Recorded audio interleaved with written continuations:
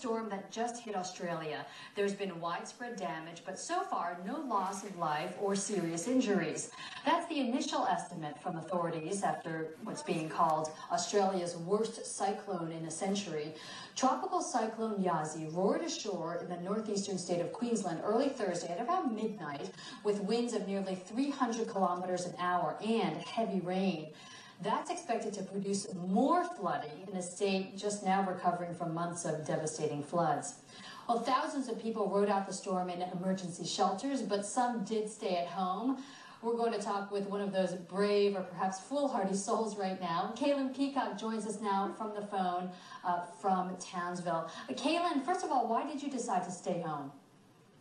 Well, we live in a fairly robust and new apartment block here that was only finished construction about 2 years ago. So because of the construction methods up here in North Queensland, everything is much higher rated than the rest of the country for things like cyclones. So we didn't see it as being a huge threat.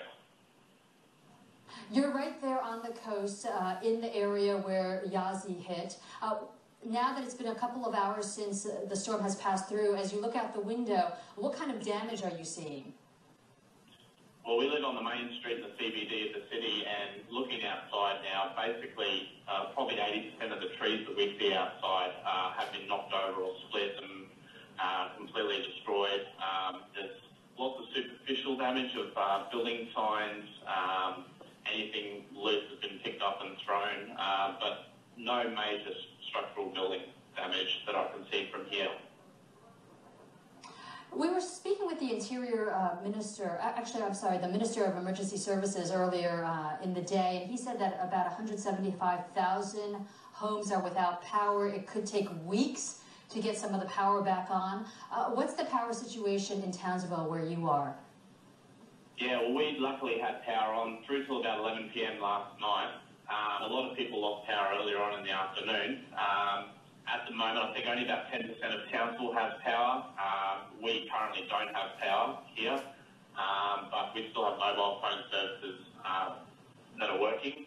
I believe the hardest hit areas in Isbell and Tully north of here are pretty much entirely without power.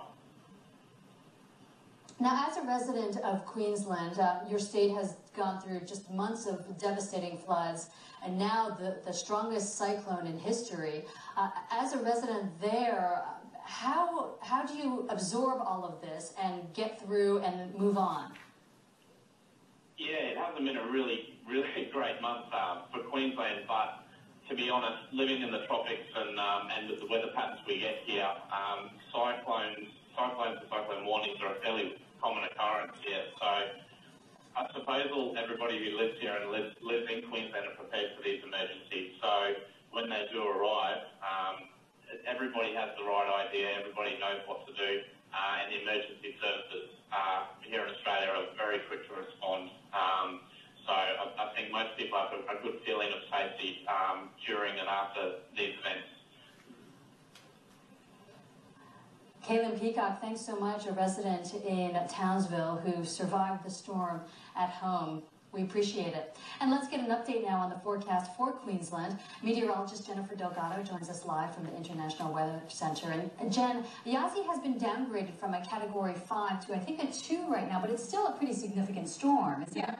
If you want to compare it, say, to the wind, say one in the National Hurricane Center, something that moves across the U.S., so it would be less than a Category 1 right now, but certainly still has potential for still some strong winds as well as localized flooding. As I take you over, I want to show you exactly and talk a little bit more about the size of it. Now, look at this, 2,000 kilometers as it made landfall. I'm giving you a view what it looked like just before. You can see the eye wall, very well-defined storm system. It certainly was. And again, a Category 5, as I show you right now on the satellite imagery, you can still see we're still picking up that moisture coming in on some of those outer bands, but it continues to weaken at this moment, and that is good news. Now, as we continue to see it moving down towards the west, it's going to be near Mount Isa, getting close to the Northern Territory as we head until about midnight, 1 o'clock, and then it's going to continue to weaken. And I'm going to show you this. The winds winds right now 111 kilometers with some gusts of 139 as I take you through the next 12 hours, 24 hours, and then you notice it's going to continue on that weakening trend, and really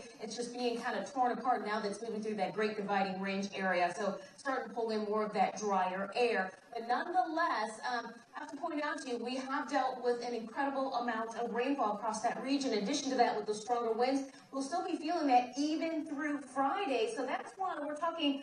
People still need to make sure they're paying close attention to your local authorities and listening to any warnings, because still some of these winds can be gusty.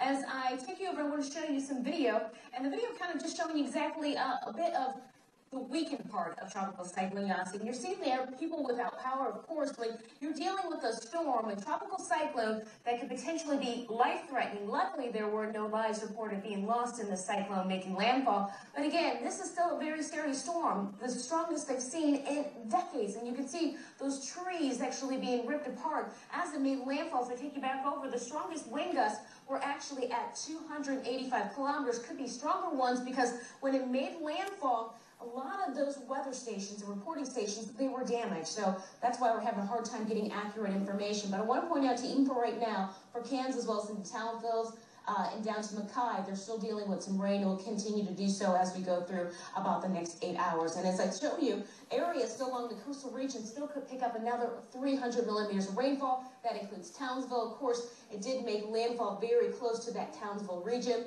And then up towards Cairns, we're talking less rainfall amount, but still, nonetheless, that's still going to cause some localized river rises, so people need to make sure they're aware of that, the potential for some flash flooding.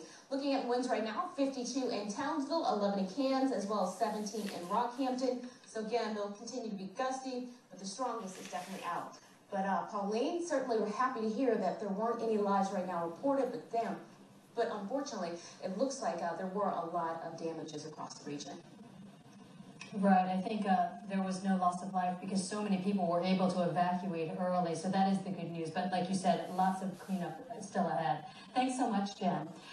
We do have an update right now on the situation in Egypt. We want to give you this latest